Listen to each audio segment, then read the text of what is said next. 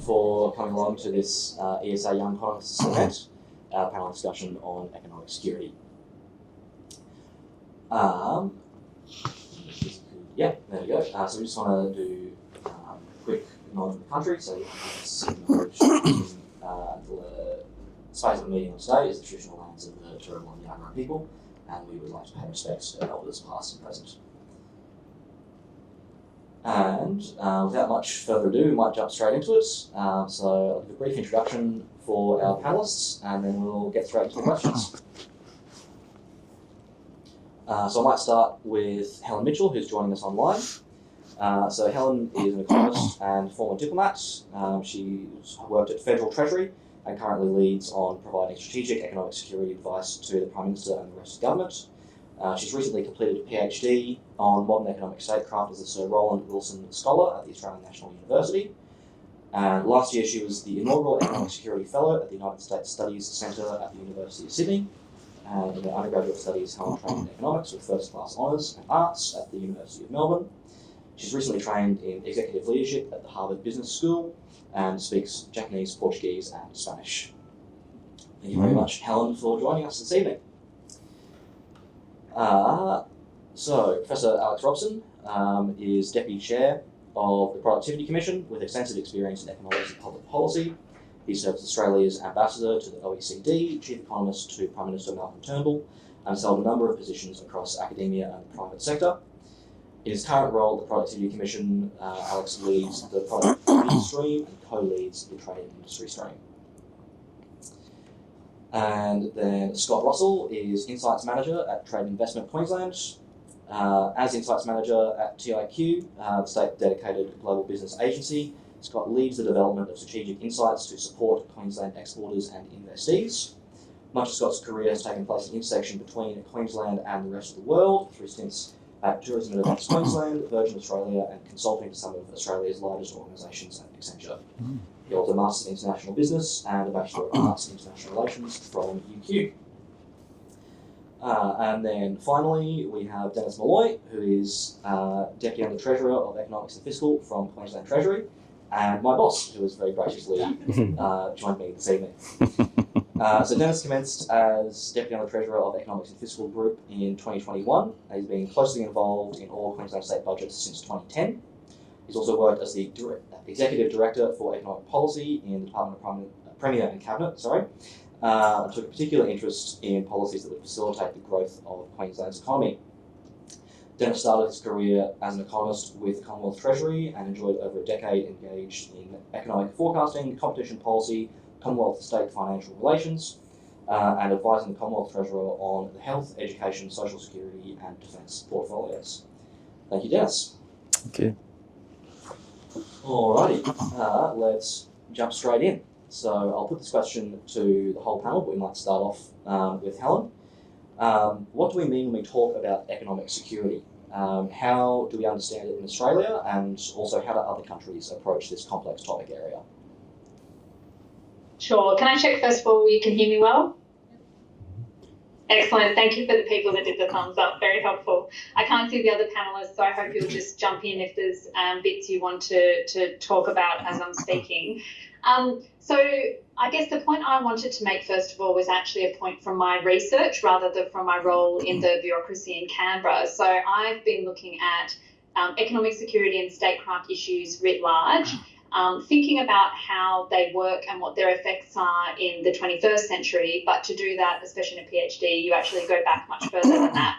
So the first point I'd like to make is I don't think that economic security is a new thing. And when we're thinking about defining it, I try to really go back to sort of the basic concepts of what we mean by things like economics, which is really the study of resources, and how that intersects with what we've come to call things like national security or, security in the economic domain.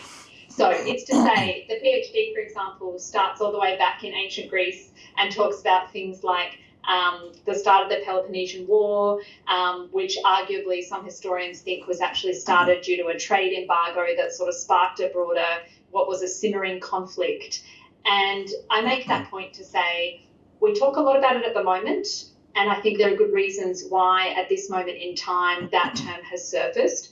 But I would suggest that what we're talking about is not particularly new. It is really fundamentally about interactions between different countries. There's definitely an international dimension to economic security, as well as your own domestic security, and that's not particularly new. The types of resources and the sort of flows between countries, the level of globalisation and interdependence, that's new. The role of things like advanced technology, what that means both for the way that countries can interact with each other, the way that threats and vulnerabilities can suddenly come onshore, for example, is different. But fundamentally, I do think that countries for a very long time have been using their economic and political relationships for economic security purposes for a wide range of effects for a long time. So I don't think economic security is new. The reason I think we're talking about it a lot at the moment in somewhere like Australia is a few factors. I think a big one is that we're living in very different times to the sort of post-World War II Cold War period, when I think the US was a big net provider, basically, of the sort of underpinning power in the international system. That meant we could rely on, we worked at it, but we could rely on things like multilateral trade rules, reciprocity. We could rely on some rules of the road to manage these increasing flows of resources between countries. That's flows of obviously capital and goods and services, but also financial flows, things like data and information flows as well.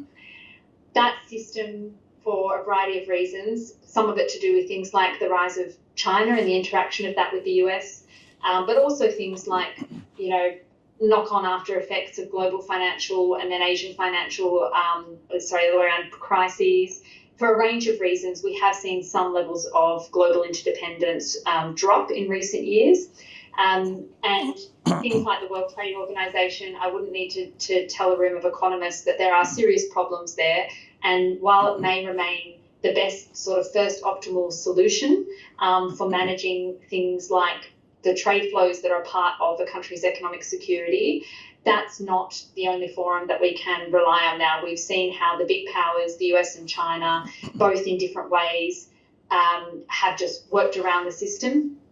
And when the big powerful players, China with its huge heft in the real economy, its manufacturing prowess and how important that is for us, for our region, for the world, and the US, of course, with its dominance of things like financial networks, being the hub and center of internet, data communications, and many other things. We know the US is a pretty special economy in a lot of ways.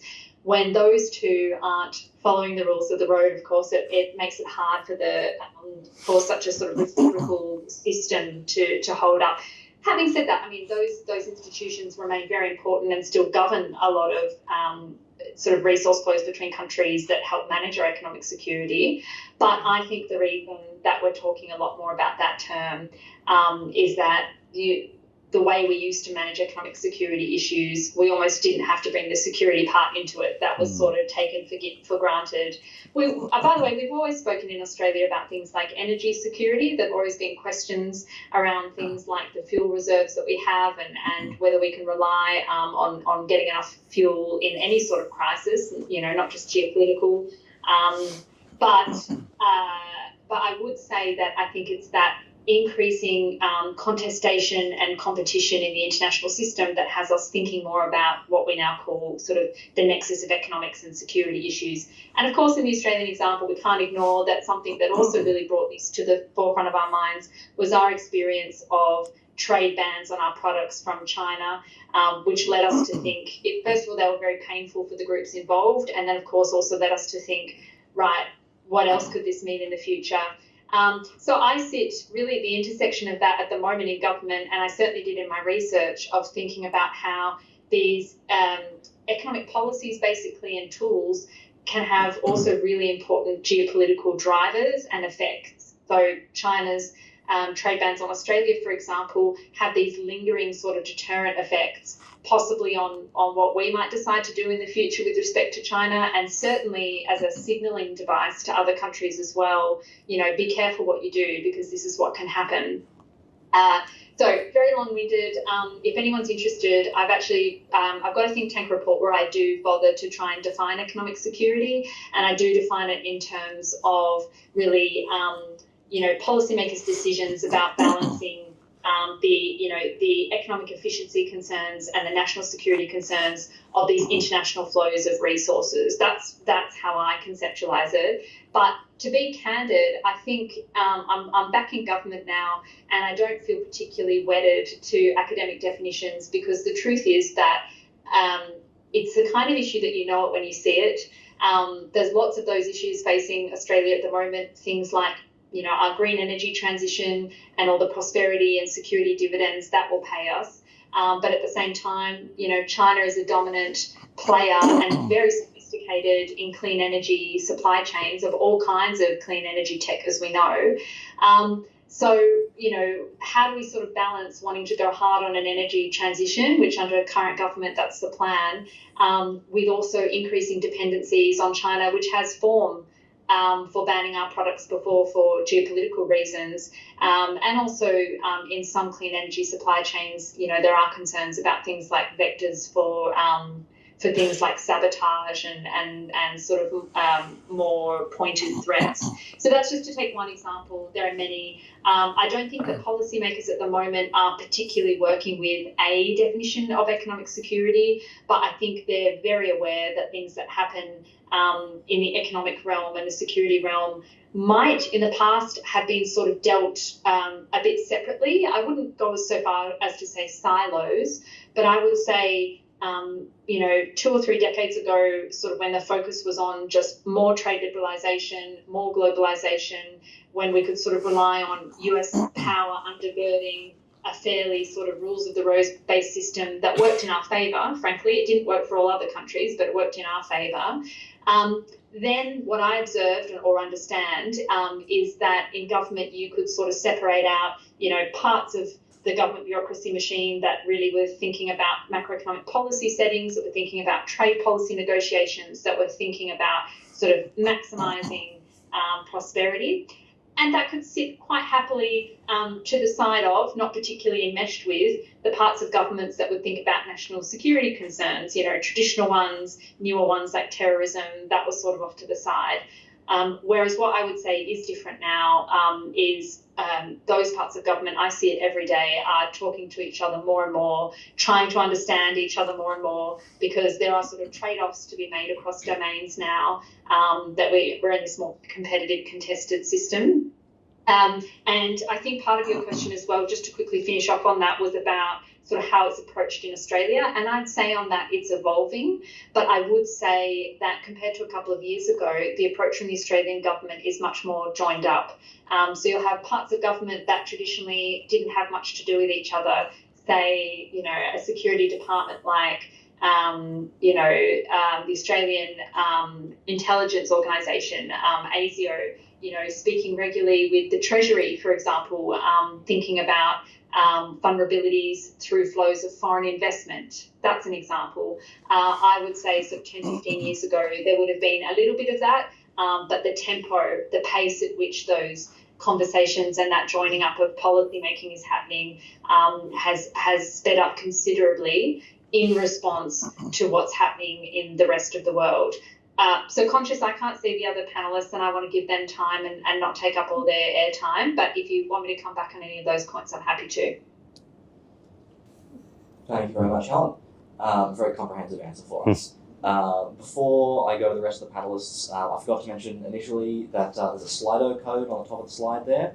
So as the discussion's progressing, if people want to go onto slido.com, put that code in, you can put some questions in and we'll get to them through the course of the presentation. Thank you.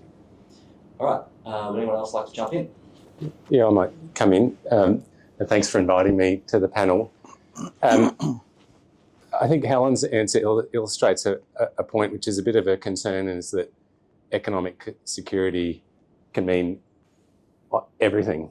And so I think it's a bit of a risk there when we talk about all those things, and they're all very important. But the way we've thought about it at the Productivity Commission is in terms of resilience, so ability to bounce back from a shock, and that has microeconomic aspects and macroeconomic aspects. I'll come back to those. And then another way of thinking about it is sustainability. So are we passing on to future years or future generations the same or greater standard of living that we've had in all the various forms you can think about that. So if we think about resilience, Helen's identified all of those issues around, since the Peloponnesian War. I won't go back through the history, but I think a couple of events that have pushed it along a bit have been the GFC. And so if we think about macroprudential rules and the role of monetary and fiscal policy and the resilience of banks and the financial system more broadly. So I think, that's part of what people think about as economic security that's not necessarily related to national security, but I think that's, that comes into it. And again, it's this thing of, we're just expanding this thing out and people like to think about security, what's a good thing. So we've just got to have more of it and not necessarily worry about dynamism and growth and vibrancy and openness and all these things. So I think that's an issue. And then obviously COVID, so COVID was another big recent macro shock that had micro aspects as well. But and so combined with all of the things that Helen talked about, in addition, China is our biggest trading partner and the US is our most important ally, and that's an important aspect of the national security element of things, in addition to the Ukraine-Russian war and other problems around the world. But I think we've had just this confluence of events, not only through history, but also very recently, where these ideas of resilience and sustainability have now become front of mind for people.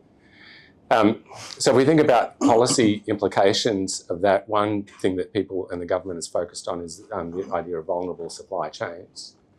So this is a sort of micro, but some can have some macroeconomic implications, but largely sort of micro focused on how to think about these individual supply chains and what it means for a supply chain or a good production or supply of a good to be vulnerable. So we've thought about that at the PC. We put a report out a few years ago on what it means for a supply chain to be vulnerable, so highly concentrated and potentially subject to, if there was a shock, then the supply would dry up very quickly. Then if you think the next step is, that may be one thing, but then is it essential? So would people have a big drop in their standard of living if there was a shock to that particular supply of that good or service? And then the final element that we thought about was, is the good critical? And by that we mean, is there a close substitute or not? So if you combine all of those things, we put thousands of goods through those filters, and there's not many that pop out at the end which have those three categories. So I think it was a data-driven exercise in addition to expert input.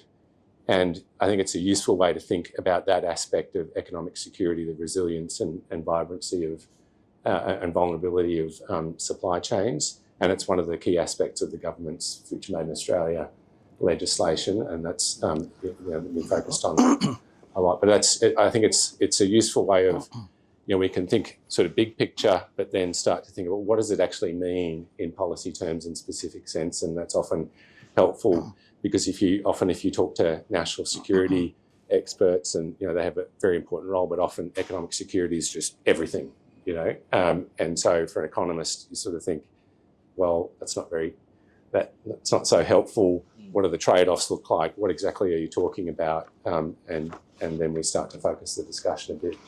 So that's one way we thought about it, the Productivity Commission. Following on from that, I think you mentioned the Future Made in Australia Act very briefly there. I think when the Prime Minister spoke about that, the very first sentence of his speech, one of the first was mentioning that you can't talk about national security without economic security. And I think for us at CIQ, that's increasingly the challenge. It's really hard to unpick this stuff. The way we approach our strategic planning, we start by looking at what are the global changes and themes in the world. And we have a pillar that's around, the economic sort of position, and then one around, global tensions and conflict. And increasingly, it's almost impossible and very challenging and difficult to actually unpick them. And if you really start to look into issues, you really see how they can interplay more and more. I didn't want to be the first person to mention Donald Trump, but it will be me, unfortunately. I apologise apologise in advance, but you look at something like critical minerals, and the US, they get 75% of their critical minerals, imported.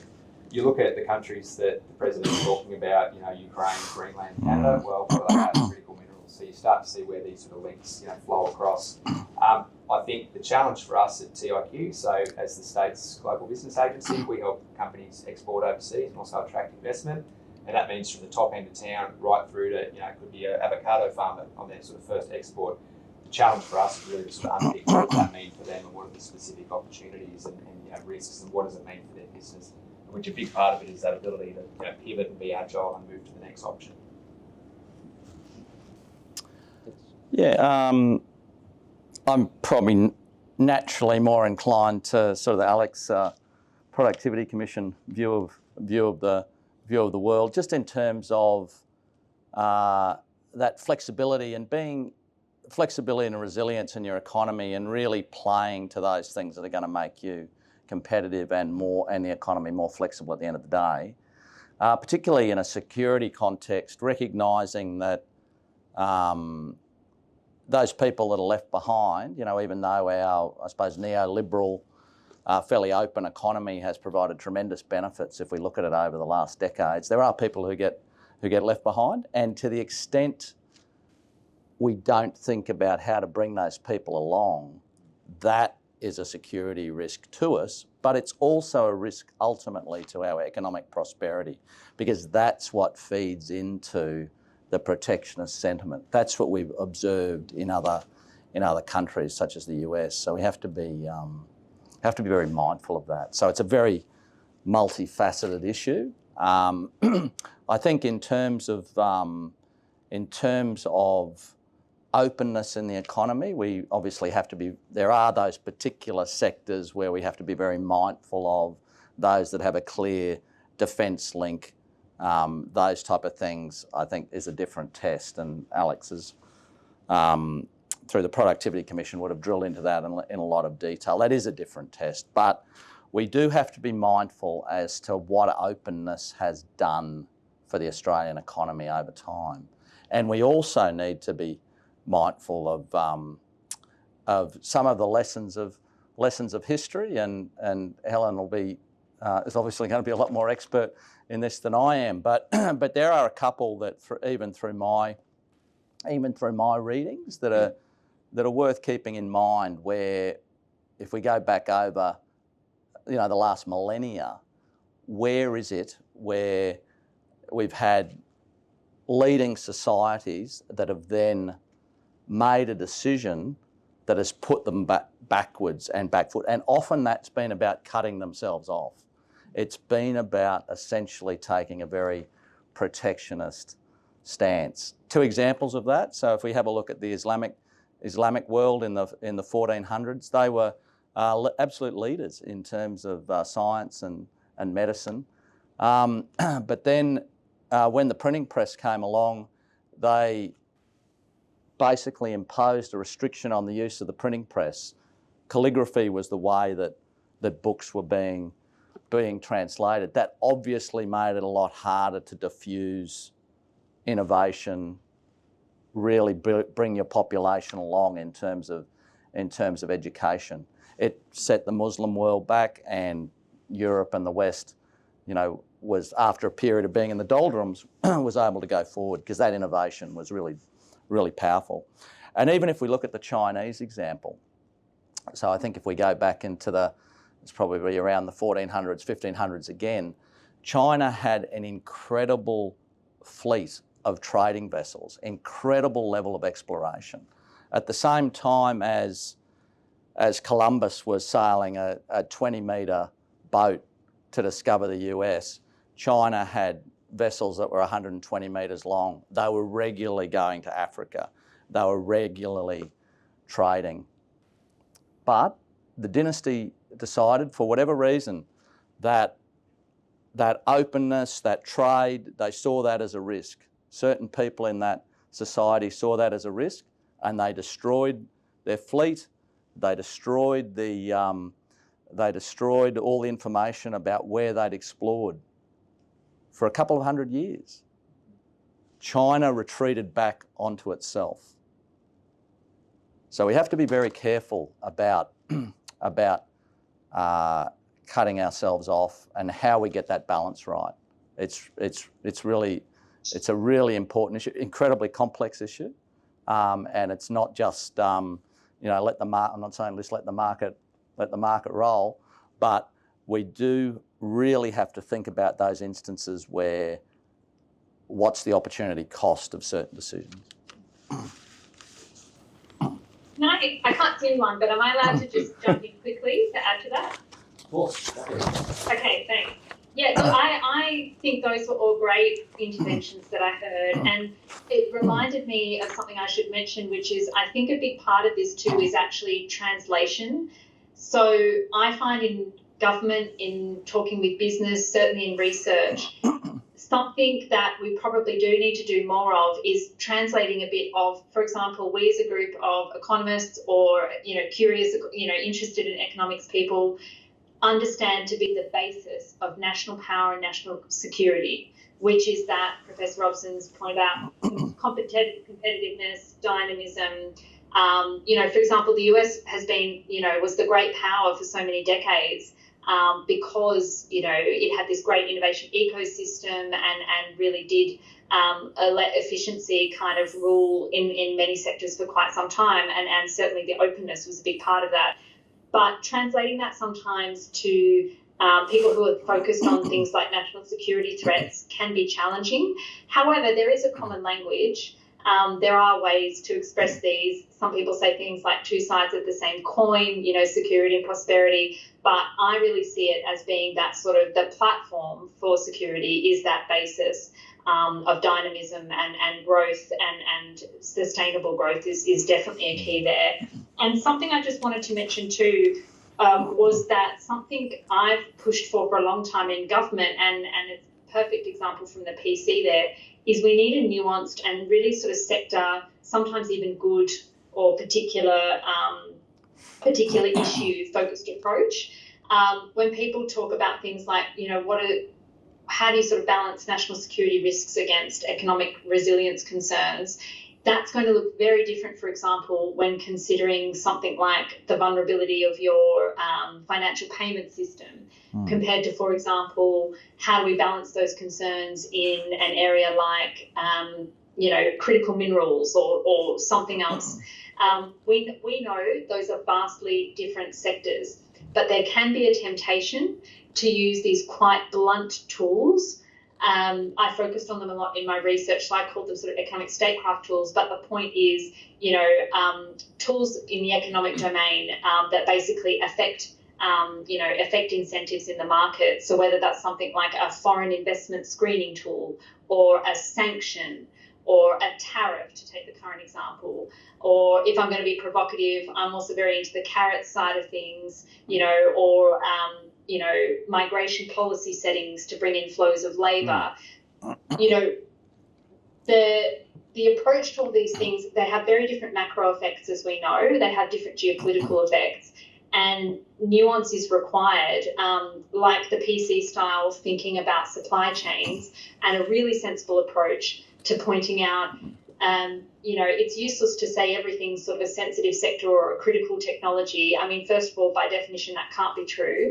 But also, we know, just basic economics is, tells us if there are, a wide number of substitutes available, to take the example Professor Robson, I think, was getting at, by definition then, diversified, that's secure, no problems. So the thing about the sort of translating between different communities that tend to speak about these issues in different ways, and I will say, I'm definitely guilty sometimes of being that economist that just speaks the way we speak about issues, and realising, watching the other person's face, that they have no idea what we're talking about, and they do need, we both need to come to the table and explain to each other this in a bit more of a common understanding and language, that we are actually often wanting to head in the same direction. We want this sort of, prosperous, resilient, secure economy, but we may be sort of speaking a little bit at odds with each other. And I will, say that we can be a little bit guilty of that as economists, because I think we have this wonderful shared language. But, the rest of the world doesn't. And they have legitimate concerns about things like, so to spruik for them, national security people, what I've learned from them is they've taught me a lot about concepts like, things like deterrence, things that sort of hold the peace and that make sure we don't end up in conflict, which, are sort of fuzzy concepts, but they're pretty important ones for our physical security. Or, for example, they're sometimes thinking about vulnerabilities that could become apparent in the time of a regional crisis or a conflict, and they're rolling back from that to decisions now and thinking through those concerns. And that's not to say those should dominate. We need a robust conversation where we also talk about what about the technical mitigations to that, or what about the prosperity benefits of that mean it's worth bearing the risk and holding more risk, right? So that's another thing, is that's a sort of that's a political consideration. I just jumped in there to sort of flag two other things that are in the early stages, at least in federal government, talking about things like education capability, literacy across groups, and then also the point about the sort of very issue and sector-specific approach. Thank you very much, Helen. That's fantastic. I think everyone's raised some really interesting points. I particularly liked Dennis' point about winners and losers and people being sort of left behind, and that being a risk in terms of populism. I think that was really interesting. Moving on from that, I think everyone sort of mentioned a lot of the big ticket items, but I was wondering if we could get a little bit more specific, and I could get from everybody sort of one key policy priority that you would like to see. Yeah, I might jump in. And it goes to something that Helen was saying around, I think it's important as far as we can to try to set out whatever these risks are and quantify them and think about it systematically. And often, that is for very good reason clouded in national security concerns and classified information. But when it interacts and intersects then with economics and has these other costs, I think then that's when you've really got to think about it systematically. And the government's tried to do that in the Future Made in Australia legislation, setting out a framework, and I think that's, it's a good way, a good start to think about these things a bit more systematically, data-driven, as much as we can to identify those trade-offs. So I would just, put out the call for economists to become, more involved in this, using the traditional tools of economics, but in a different way. So think about cost-benefit analysis, but apply it more broadly. And so if we're thinking about, well, what is the policy problem? What is the policy problem? Australia was in many ways a world leader in banning Huawei and dealing with other issues because we had this trade relationship with China and the national security relationship with the US. It surprised people here, but in the OECD we were streets ahead of European countries in thinking about all those issues, and then they gradually had to start thinking about them, and now everybody's thinking about them. So I would just encourage, in thinking about these issues more broadly, bring to bear those economic tools which the Future Made in Australia legislation envisages, and it should be done independently and ahead of any government decisions that are made. But again, that's not new. So the whole history of the Productivity Commission, if you go back to industry assistance, was really couched in those terms. If you want to, we can talk about history again. So 52 years ago, Prime Minister Whitlam actually set up the Industry Commission, which is our predecessor. And if you go back and look at the second reading speech, it's a magnificent speech, because he actually says in there, before government intervenes in industry, there shall be a report from the Industry Commission. And so that's, in today's terms, that's, I don't think that would ever happen, that government would sort of bind their hands in that way. But, I think it was onto something there, that we can bring these tools to bear in all these problems, particularly where there's this overlap and intersection between economics and national security, I think it's a natural thing for economists to do. So that would be, if I had to pick sort of one institutional reform in thinking about regulatory impact statements and all of that process, try to get a good handle on these risks and how they can be mitigated and quantified within reason, of course, because some risks, if we think about the things that Helen was talking about, some of them aren't quantifiable, they're fuzzy, they're years down the track, they're sort of contingency upon contingency. But then if you're going to take a policy action, you need to start thinking about, well, how does the policy action address the problem that I'm talking about? And then that's when the tools of economics need to be used. Thank you. Scott, Dennis, anything to add? Yeah, I think my answer probably comes back to what you were saying, Dennis. It's probably for me less of a policy answer, but more broadly, how do we resist this? I guess this populist, sort of protectionist move. It's really hard. You tell people that you tell people their lives are getting better. That doesn't always work. You can't tell people that. It's how do we get that message across? That would probably be my greatest wish, resisting that shift, I think. And again, the references back to the industry commission and those people, and then productivity commission and the people who are at Commonwealth Treasury, they were very courageous thought leaders, and they had to turn around what was probably some pretty contemporary, largely established contemporary thinking on protectionism that had been in Australia for a long time. We've lost the ability to argue that, I think, in the public debate. I think we've sort of found there are issues that come up now that I never thought I'd ever see again. And because we often, we might be talking to other economists and we think similarly, we have not developed that ability to publicly advocate for the rigour, the importance of the rigour and analysis and the net benefit of particular decisions that are being made, because we didn't have to. And now we're in an environment where we do. And I think we're really struggling to be able to articulate those arguments. I might just quickly. Just quickly. I can give mine very quickly because mine's not mine. Mine is Ross Garneau's, which is the energy superpower. That's a bit cheeky to call that a policy priority. But when I was looking at Australia and thinking about economic security issues, it really became apparent to me that sitting right at the heart of some of these issues is power in the international system and how that's changing. And some of that is economic power, some of it is things like military power or influence. And to me, the Ross Garneau vision of that energy superpower is a big part of the answer for Australia, because if we have to cede a little bit of space vacated by some of the rules of the road that aren't getting followed anymore, I do think that we need to increase our own heft and clout in economic networks. And we have to do it for existential climate reasons. So that would be my plug. And of course, the great work of people like Rod Sims and others who are sort of bringing that vision to life at the moment. And there's lots of people in government focused on it too.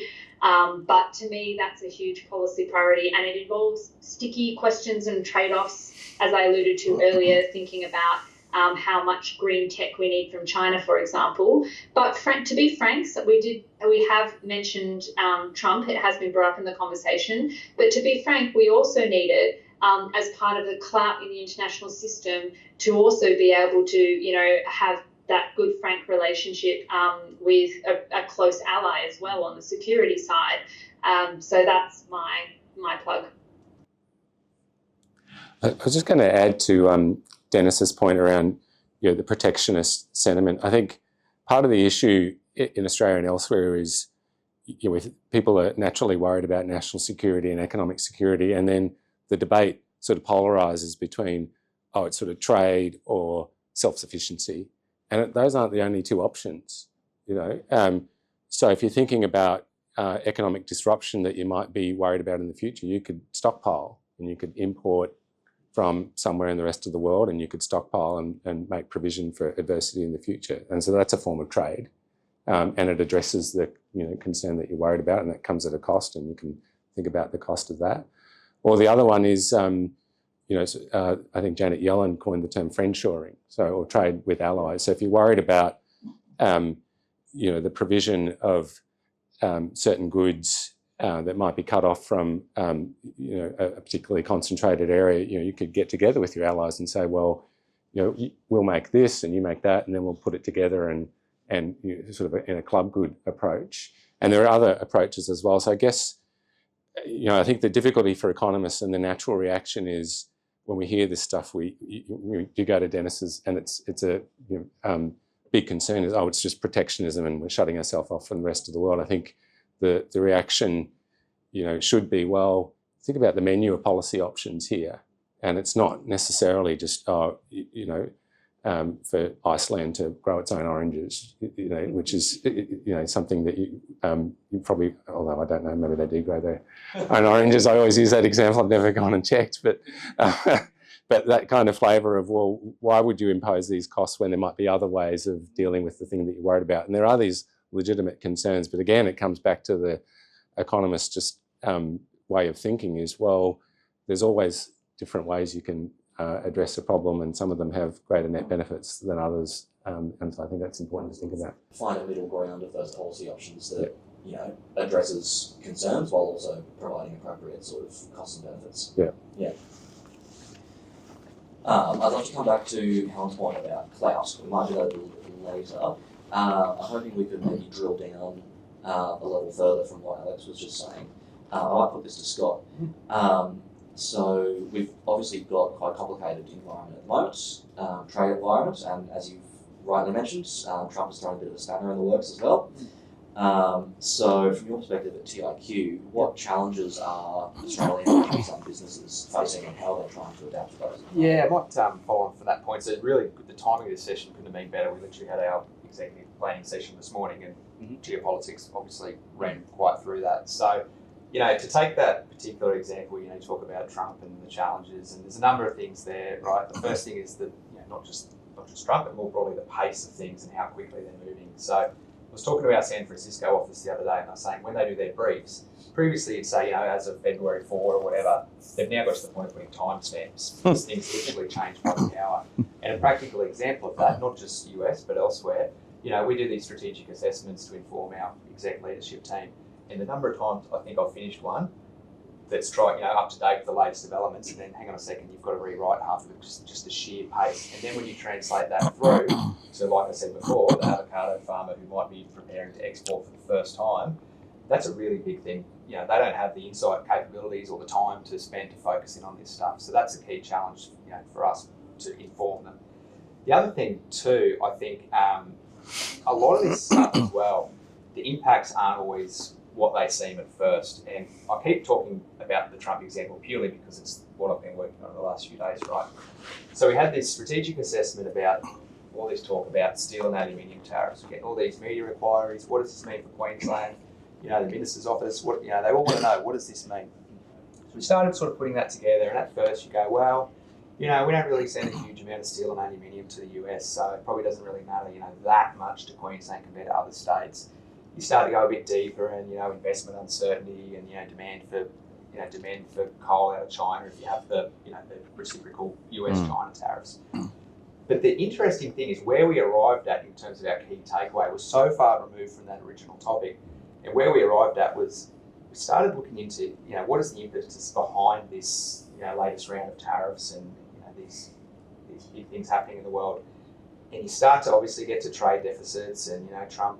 There, we're going to target this country, and we started picking up all this stuff. All these countries in Asia starting to talk more and more about we're going to start getting gas from the US. 6 countries, I think there's Bangladesh, Vietnam, Taiwan, Japan, South Korea, one other that's escaping. 2 or 3 of those specifically mentioned we're looking at securing gas from the US to try and change that sort of trade deficit, so we're out of the firing line of those tariffs. So you take that a step further and you go, well, hang on, what are Queensland's largest sort of export goods? you quickly see LNG is quite close to the top of the list. So it's an example how you see something that, at face value, you might think the impacts of this, unpeel the onion, get a few layers deep, and you really start to see these undercurrents, these sort of complete reorientation of trade. It's changing some really big stuff, and it's like the throttle and pedal stuff. I mean, that's big stuff, and it hasn't really necessarily made the news, right? To what extent that ends up playing out as an actual risk for Queensland, time will tell. But it's just an example of how these things are so complex and so many layers, and you think of that, translating that from all those layers right down to that avocado farmer. That's really hard stuff. Thanks. Dennis, I might pivot to you from the sort of state government perspective. What do you think? What support could state government give to businesses and more generally Queensland's economic security in this sort of situation? So as obviously a state government, we don't have the trading power and national security rests with the national government. So I think our focus is very much on those things that are really pretty much good economic policy. It's making sure that our economy can be as efficient, as resilient and as flexible as possible. So I think that's really important. Our regulatory settings are important. The rigour with which we assess regulation, making sure our regulations are predictable. Education is obviously absolutely key. Education and skills, the workforce being as productive as it can, and that ability to transition between particular areas as the economy responds over time. Being a really as attractive destination as you can to overseas capital and skilled overseas labour. It's really important. Ultimately we're in a competition for talent, and if we can be a really attractive place, we're getting that benefit of the skilled workforce, we're getting the benefit of the investment. You're getting the link back into other countries as well. Often when we'll have overseas migrants, who'll have those links back into other countries to help us to really leverage sort of trade opportunities. So, as a state, good economic policy settings is really important for resilience. It's important to the strength of the economy. It's important to that ability to respond to challenges. We also know that the Commonwealth government is looking to develop, defence capabilities in sovereign defence capabilities. And I think it's that obviously looking to participate in as much as you can. There are examples where, because of those security concerns, there's a premium that will be paid for that. So we can take advantage of that. We've got sort of good opportunities there that we can leverage in the defence space, both in bases and also that manufacture of defence goods. So that's really pretty key as well. And the other thing that I just mentioned, just going back to an earlier theme that I introduced, was really that making sure that our society is as united as it can be, and that we're really have a mind to those communities who are left behind. And even though income support's a Commonwealth responsibility by and large, the states and our councils are pretty close to those communities. So, the greatest risk to our security, I think, and to our economic prosperity, really lies in leaving people behind, and we've got to be very conscious about that. You sort of preempted the next question I wanted to ask you there, which was the debate about sort of national security and economic security is very much a federal level thing in Australia. I was wondering what your thoughts are on sort of where is the space for state governments to be a part of that conversation and part of sort of shaping those policy responses to economic and national security challenges? I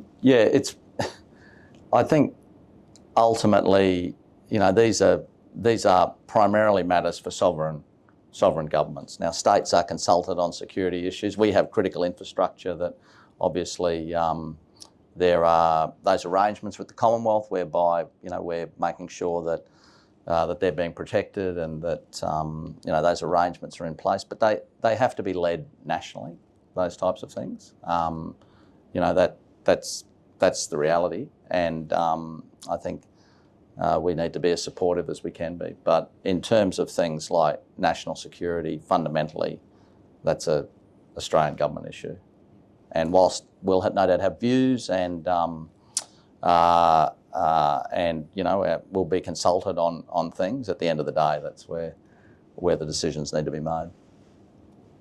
I might just come in on that. I think Dennis is broadly right around the national and state split, but I just identify two things. One is around the ability of exporters in Queensland to switch markets. So to the extent that the state government can enable that, because what we saw, and we did some research on this in the PC in reaction to the tariffs imposed by China, was that in many of those markets, if you look at the aggregate data, I think the exception might be wine, but on the other ones, there's barely any change in the aggregate, and that's because Australian exporters were able to find these other markets and switch very relatively quickly. And so that is a big part of the security sort of response, if you like, and it's not designed that way, but it has that effect. If a country wants to come along and try to hurt us with a tariff and we can just switch, well then that if they're trying to deter or influence, then we can minimise that effect by having access to these other markets and switch very quickly. So that's a very powerful way of addressing that issue. And the second one, I guess, at the state level, and getting to Dennis's point around the pace of change and the uncertainty, and Scott's spoken about this as well. Uncertainty is the key word of the day. Is state governments have an important role in providing education services and retraining. So to the extent income support is one thing that's provided by federal government, but to the extent that the states have control over what goes on in retraining and getting people to be able to go into other jobs and helping them in that respect, I think that's important to think about how we can optimise those sort of services provided to people. Just to add, jump in there. Yeah, I'll just add a couple of things to that quickly. Touch on diversification. So diversification is right at the heart of the Trade Investment Queensland strategy, and similar to what you said there. When you look at our findings and what we've seen, diversifying into different markets is something we can do quite quickly. The challenge we find is more diversifying into new sectors. That's the bit where it's really hard to shift the dial. But yeah, you're quite right. It's exactly the same as what we see as well. That was it. And I'll probably just say, if you have a look at that diversification, coal was one of the things where, we were hit quite hard by those Chinese bans. About 95% of that coal then found other markets. But that was, we had obviously we've got very sophisticated mining sector who themselves were able to identify that. But I think, a valuable lesson was learnt in terms of, that topic today, by industry, about not putting your eggs in the one basket, and that benefits of diversification. I might just add to that. The thing that's always hard with that, though, is what does that actually look like when you say don't put eggs in one basket? I can never get to the answer to that. Does it mean do less with China? No, that's the bit that's always really hard. What does it mean? And that's the thing I wrangle with all the time. I think it means if you've got a business model that's reliant on one that isn't where there's particular state views, you probably got some issues. Yeah, absolutely. Yeah. All right, thanks for those. I'm conscious of time, so we might pivot to some of the questions that have been coming in from the audience. I'll try to roll a couple of these together because people have been asking questions along similar lines. Something that's come up a couple of times here is that obviously businesses and markets sort of have their own incentives, which don't necessarily align with government priorities or national security priorities. What does the panel think are the best ways that government can support businesses and try and shape those incentives for them to act in the national interest? I think it depends on the problem that you're thinking about, because often if a business is affected by a shock, that will not have systemic effects. Whereas something like a cybersecurity attack or cutting off a fuel supply chain, that can obviously have more economy-wide impact. So I think it it really depends on the question that you're asking, and the nature of it. Because something like cybersecurity, it affects one business and it can quickly spread and shut down large sectors of the economy. So in that case, the sort of, I guess you can think about that as a unpriced externality within a firm, and they don't think about, I'll just open up my computer and open up this email, and it might wreck my computer, but they don't think about the means of other businesses, and they don't take into account those costs. So that's a natural, economics language. Then that's a natural potential role for government then to think about, well, what's the assistance you could provide to business in that setting. But in other settings, it might be that China's imposed a tariff on my beef exports, but I've got this other market, and I've been thinking about that anyway, and so the amount of assistance might be very limited, even though it affects the business. It could be a very large impact, but the role for government then might be more limited. Anybody else want to jump in on that one? I can't see the panel, so I'll just charge ahead. I'd say two things on that. One is just directly really following on from Professor Robson there to say, I do think that at the federal level, really the role of government in shaping those incentives should be, for the most part, the default should be sort of, don't interfere beyond what the government has been charged with by the Australian people for a long time. Don't interfere more than you've sort of got the mandate to do, because we do interfere in markets, right? Just to be clear, even though we talk a lot about our open trade policy settings and Australia compared to other countries is sometimes thought of as a bit more of an intervening state. So to be fair, things like geopolitical risk or changes in the environment aside, we do sometimes, for good reason, for societal reasons, things like a classic example is externalities, right? So we do intervene. But in general, I think compared to our sort of, base default settings, when it comes to economic security, default setting is, don't interfere, don't try and shape too much, except where there really are, to take Professor Robson's good framing of this, either a systemic issue or one that really can't be mitigated and is serious for our national security. And the other thing I would say, so apart from having that, I think is the sort of the default, and if that's the baseline, then it's a harder test to want to move away from that.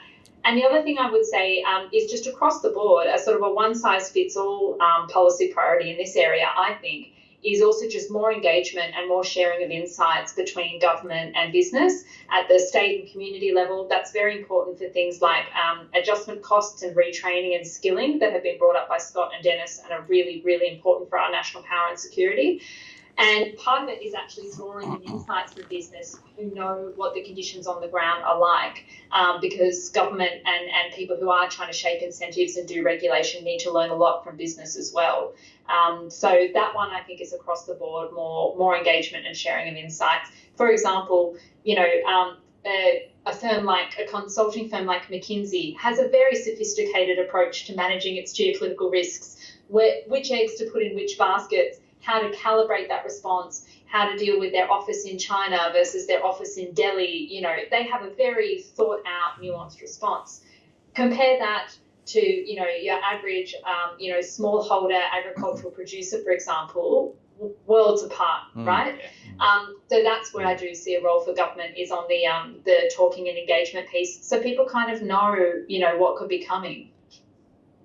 Yeah, I think that's a great answer, and really it's with what we do at TIQ. So one of our strategic pillars is to be a trusted advisor, and we always talk about actionable insight. What I mean by that is I always talk to my team and we'll say, the GDP of China is 4% or whatever, great, but what does it actually mean? And then how do we get that across to businesses across the state? So absolutely, particularly in this environment, that's a key focus for us in getting that message out and speaking directly with businesses and clients, and getting that, we're lucky enough to have a global network. We have offices around the world. Getting that, they're the ears and eyes on the ground.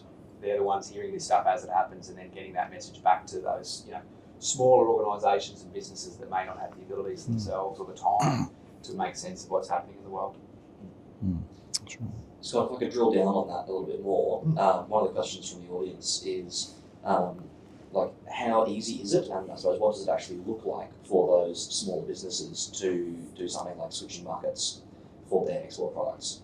Yeah, really tough question to answer, depending on so many variables and what sector of the life might sort of reframe and refocus that question and how we can get that to them and how we can help. Increasingly too, what we're trying to do is use AI, because with the sheer pace of stuff emerging and happening, and I know Treasury is doing a little bit of stuff with AI as well. We can't keep up. All of us, we get so much noise. Our email inbox is just cluttered with webinars and Q&As. And thank you for coming to this one. I'm glad you chose it. How do you keep up with it? And that's why we're trying to increasingly use AI to make sense of this stuff. Drill down to what are the key things. And I always say to my team, if you can't describe an issue in 2-3 sentences, it's too complex. People are so time poor. Really get that 2-3 bullet point highlight. Have the detail behind it, sure, but that's the key stuff, and that's how we would frame these things to then speak to businesses and go, well, this has happened, this is what it means, here's the opportunity. Circling back a little bit, we've talked a lot about populism and market intervention this evening. So another question from the audience is the proposed nationalisation of, say, Rex Airlines, although I do know that I saw in the news today that they're proposing to sell it to someone else again, or the Whaler Steelworks, which is also in the news today. Is that more towards the populism side, or are these sort of more essential things for economic security? And also, is the era of privatisation over?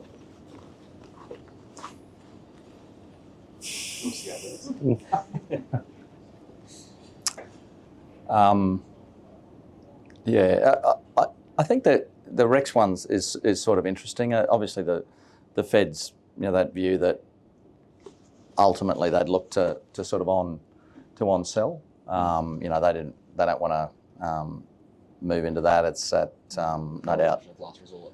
Yeah, but and also obviously there's an election coming up as well. So you've got all those type of things that factor in. The Whaler Steelworks is sort of an interesting one, which I don't.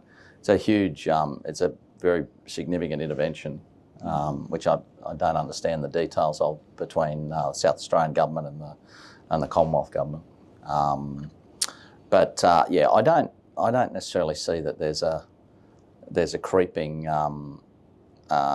Instead, is the era of privatisation over? I don't see that there's an era of nationalisation coming either. But I must say, as a Queensland government official, that certainly the state government up here has indicated that it's not looking to privatise anything. So I have to say that. But yeah, I think there are times when you have those interventions which may be sort of temporary, but I don't see that they're enduring. I don't think there's any case for them to be enduring. I might just come in on that. So at the PC, I think I've spoken to this group before. We do an annual publication called the Trade and Assistance Review, and so that quantifies the assistance that's provided to industry at the federal level every year. And in the last year, it was around $15 billion.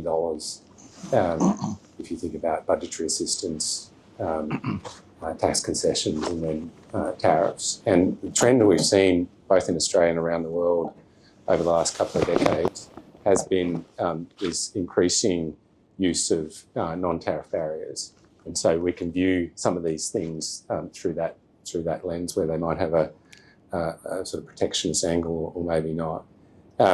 But of course, then that's now changing. So now around the world, we're seeing more use of the tariff, not necessarily even in a protectionist sense, but more as a as a weapon of for using in other contexts. So to say, is this era over or that era over? The trend has been towards greater or the share of assistance to industry has been in the form of these direct spending tax concessions rather than quotas and tariffs. Is that a sort of era? I guess it is, but it could all be coming to an end or changing very rapidly. We just don't know what that's going to look like. Privatisation, I think, it's part of those examples that you talked about, but I think it's a broader issue in the Australian economy. It hasn't been popular, I think it's fair to say. Whether that makes it the end of an era, I'm not sure. I think for me, I'm also a state government employee, so state government's positions quite clear. But I think probably a couple of things I'd add to that. I think particularly since COVID and the like, people, businesses, they expect more from governments. What that means in terms of nationalisation, I don't know, but there's quite a clear trend there. The other thing I'd add too, Rex is a really interesting one. I come from the tourism and aviation background, and there's so much more there than just, whenever people talk about Rex, there's so much more there in terms of that airline and how it's previously conducted itself and the like. I think probably muddies the waters about the discussion there. Clearly, Rex regional flying is the lifeblood of regional and rural Australia, so clearly can't do without it. And I think anyone can guess what would happen with airfares if their competitor was handed a monopoly. But that's probably the one comment I'd make about Rex. Yeah, it's interesting case study, that one. All right, I might open it up to the floor if there's any additional questions from people in the room.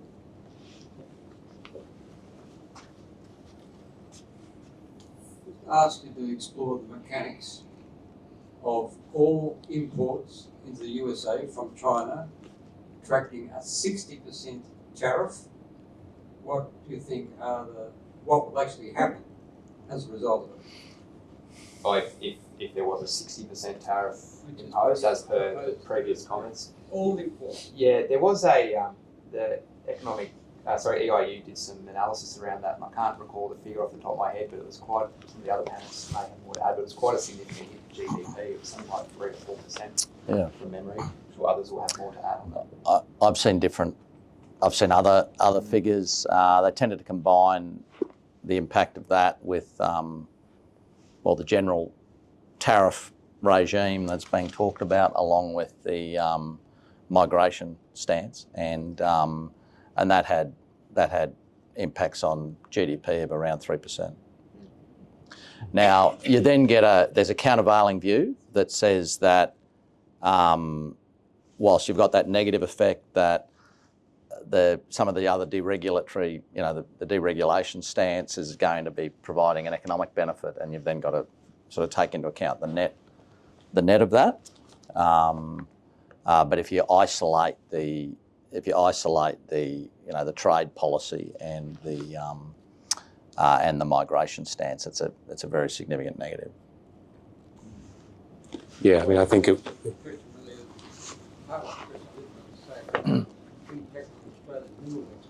As a result of these a lot of those exports go to China. China's exports would reduce to the USA, so the demand for our exports of minerals to China would correspondingly reduce. Yeah. That's Can I jump in there? So the modelling for that would be Warwick McKibben's work on that. Obviously he's at ANU, but also that work is through PIIE. And the channel that affects Australia the most in some of those scenarios is not, for example, direct tariffs on Australia. The channel for us is the slowdown effect in China and the knock-on effects to us. That's pretty clear in the macro picture. Yeah. Probably the only thing that potentially add when we sort of look at tariffs and what do they mean, I think obviously the long-term effects are generally not good, but in the short term there can be obviously import substitution opportunities in the very short term.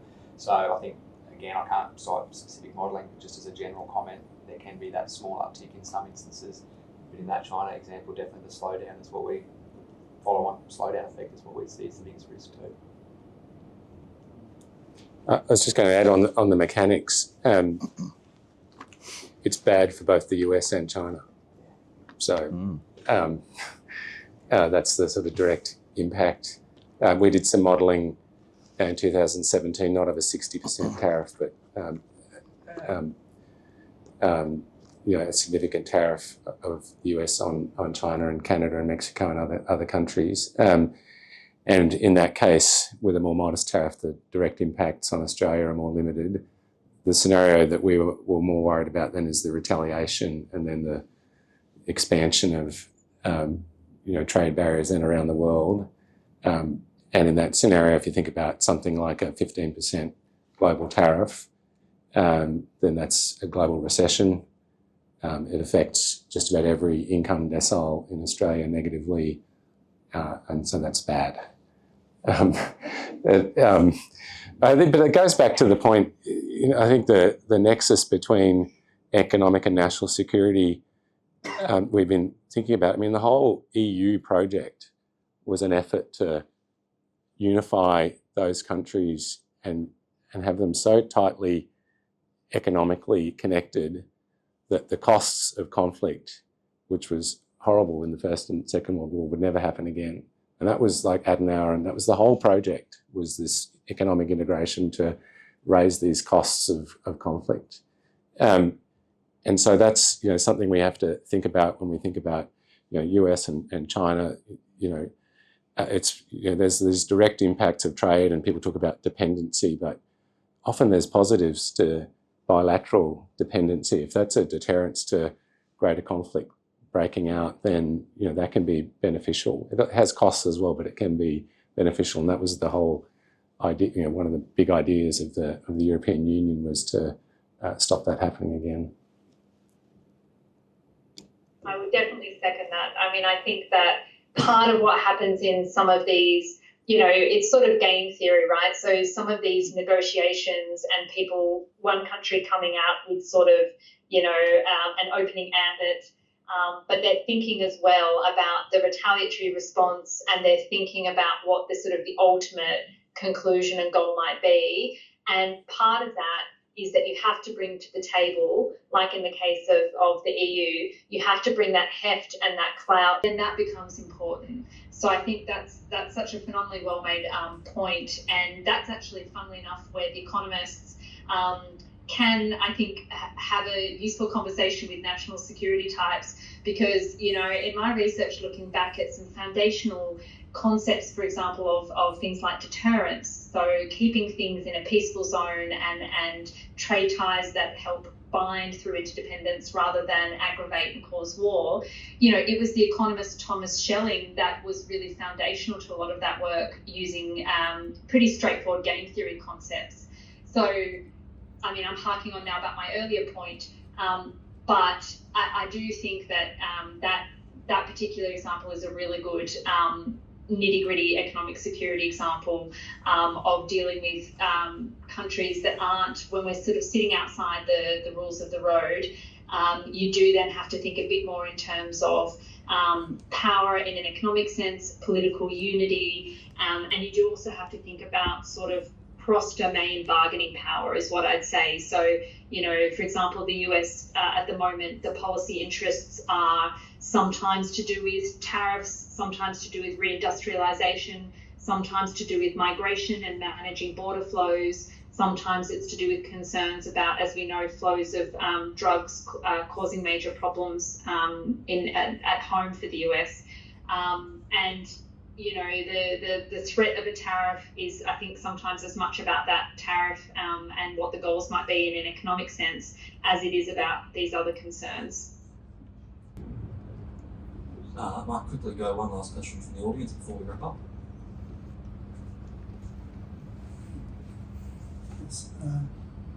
Does a focus on procedure and process provide an effective access point when put into policy making by economic agents?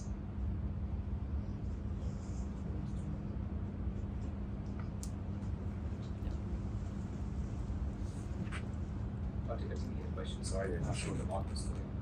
It should be on. Yes, does a focus on procedure and process provide an effective access point when put into policy making by economic agents?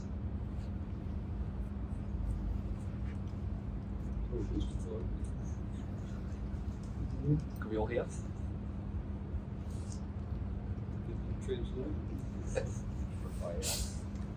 Question. Yeah, I'm afraid. Can we reframe the question? Yeah, So slightly, I'm sorry. I was just saying, so policy and procedure of, in terms of business input into policy making, where business and policy meets. If there's more sort of business access points to the economic players, would they contribute more to policy? Could they or should they? Could they? Could they? Well, I think maybe this will answer your question. So at the PC, you know, our model, and in fact in our legislation, is we consult as widely as possible with businesses and unions and individuals and not-for-profits or whoever it is that an inquiry is sort of focused upon, or whose recommendations might affect those particular players. And from my experience, having worked in places like Commonwealth Treasury and other places, it's a unique model where you get to talk to businesses and they do have that access to decisions in a certain way or recommendations on the formation of those things, which they would normally not necessarily get. So I think, that's a practical example where, hopefully this will answer your question. It's both a process thing where we have this process of doing steps in inquiry and public hearings and consultations and roundtables and webinars and so there's the process, and it's beneficial for the parties affected because they feel as though they have a say in the development of policy, and that's important to bring people along. But mostly from our selfish point of view, it's great for us because you can go to the ABS and look at all the data that you want. But you talk to like in the philanthropy inquiry we did, you talk to a charity that is doing whatever they do, and you would just never hear those real world stories, and you never see them in the data. And so it's so valuable for us to be able to hear that and translate that into something when we're thinking about a recommendation to government and think, oh yeah, we heard from this group, and that was a really good case study or example of the kind of thing that we're talking about. Because in the philanthropy inquiry, you start talking about deductible gift recipient status, and people, their eyes glaze over. But if you start to talk to someone who was trying to get a kitchen garden going in their local community and they couldn't get a tax concession, and then it comes back to real people and real world example and how people are affected by those sort of government decisions. So yeah, I think having that process there, if it works well, that was invaluable. Yeah, I'd like to add very quickly as well. I think you sort of touched on it right then at the end, Alex. Within an insights team or whatever, sometimes we can think, we've got all the data and we think we know everything. But as I always say to my team, we can know a little bit about everything, but we can't know everything about anything. So to have those real world examples, we don't directly play in the policy space, but we are very mindful that people doing things and operating businesses, they're the ones who really need to add the flavour of the stories, I guess. Anyone else like a final word? Yeah, I'll add one very quick comment, which is also that process can also hopefully help with avoiding things like rent seeking, which has been something we sort of danced around, I think, in some of these conversations, but is a real risk in the sort of securitization of everything. It can become a great way to just, get what you want as a business anyway. So I think to the extent that processes can sometimes make things fairer and more transparent, that's great. I think a place where I'm worried at the moment about the influence of business on policy would be obvious to everyone, which is the US at the moment, and we'll see exactly how that plays out. But processes can hopefully help curb some of those tendencies.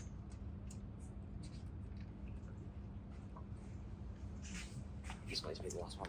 Hi, I'm really sorry, my video came on. I'm trying to look up one of the authors that you referenced, Helen. You mentioned when we were talking about the decline, the effect in China, and was the author Warwick someone? Warwick McKibben. McKibben. McKibben. So this is McKibben. ANU, Warwick McKibben. Yeah. You may know him. He's a distinguished professor, and also he's with the Peterson Institute of International Economics. And I think that paper I referenced with the effects on Australia might have been actually published by PIIE. But either way, if you look up Warwick McKibben, you'll find it. Fantastic. I've got Year 12s making an assignment in a couple of weeks. So any other authors that you suggest? Oh, sorry, I wrote a PhD. Where do I start? Sorry, loaded question. Don't get me started. Maybe through Ryan or one of the organisers, let's connect separately so I don't waste more airtime giving you my reading list. Thank you. Sorry for the interruption. Thank you, Helen. Yeah, I'll get that organised. So that brings us up on time for this evening, unfortunately. So I'd like to say a very big thank you on behalf of Young Economists and ESA Queensland to all of our panellists. Thank you for joining us this evening and sharing all of your insights with us. Really appreciate it.